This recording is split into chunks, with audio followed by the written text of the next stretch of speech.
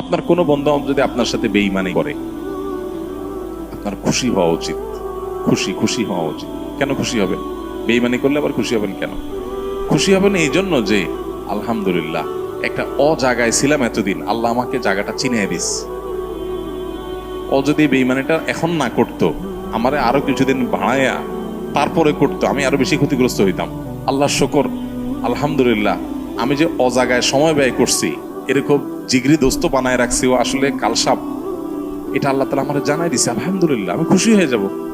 Negative জিনিসটাকেও positive ভাবে আমরা দেখতে পারি। যত হতাশা আছে, এই হতাশা দূর বেশিরভাগ ক্ষেত্রে হয়ে যাবে শুধু মেন্টালিটি পরিবর্তন করলে। আল্লাহ আমাদেরকে সেই তৌফিক দান করুন।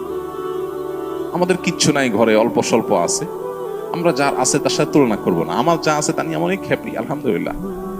আল্লাহ আমার ছেলে মেয়ে সুস্থ রাখছেন, ক্যান্সার দেন নাই, বড় কোনো ব্যাধি দেন না, আল্লাহ শুকর। কিন্তু কাউকে ক্যান্সার দিয়েছেন, আলহামদুলিল্লাহ আল্লাহ তাআলা আমাকে মরার আগে তওবা করার সুযোগ দিয়েছেন। একটা ওয়ার্নিং আসছে, আমি এখন প্রস্তুতি নিয়ে যেতে পারি। অনেকে হঠাৎ চলে যাচ্ছে অ্যাক্সিডেন্টে, সে তো প্রস্তুতি নিতে পারে নাই। খারাপ কাজ করতে করতে গুনাহের পথে থাকতে তওবা করার আগে সে চলে গেল। আলহামদুলিল্লাহ আমার তো একটা ওয়ার্নিং পিরিয়ড পাইছি, এই সুযোগে আমি তওবা করে আমার আখিরাতটাকে সুন্দর করে যেতে পারি। প্রত্যেকটা নেগেটিভ জিনিসকে পজিটিভ দেখা যায়। বিশেষ করে আজকালকার যে হতাশা, এগুলো বেশিরভাগই হলো আমাদের অনেক খাই স্বভাবের কারণে। আমরা ভাবখান, আমি এরকম অনেক মানুষ দেখেছি, ব্যক্তিগতভাবে আমি পরিচিত অনেক মানুষের সাথে, নাই ভাই কিচ্ছু নাই, ব্যবসা বাণিজ্য অবস্থা একেবারে খারাপ।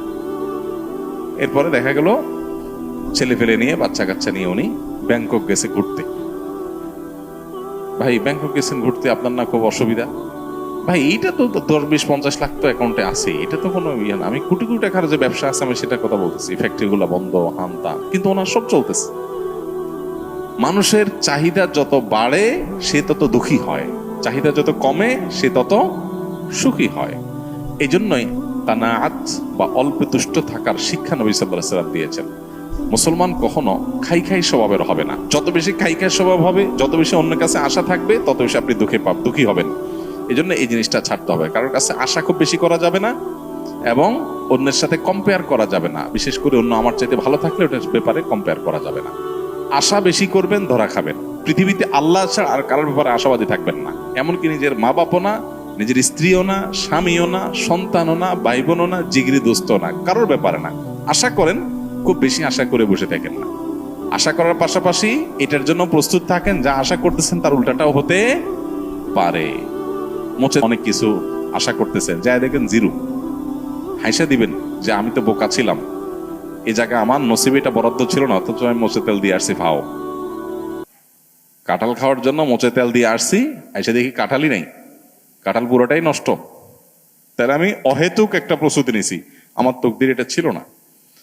তো ইমানদার নিজের জীবনটাকে ইজি করার চেষ্টা করবে, সে সুখী থাকবে ইনশাআল্লাহ তাআলা। আল্লাহ আমাদেরকে তৌফিক দান করুন।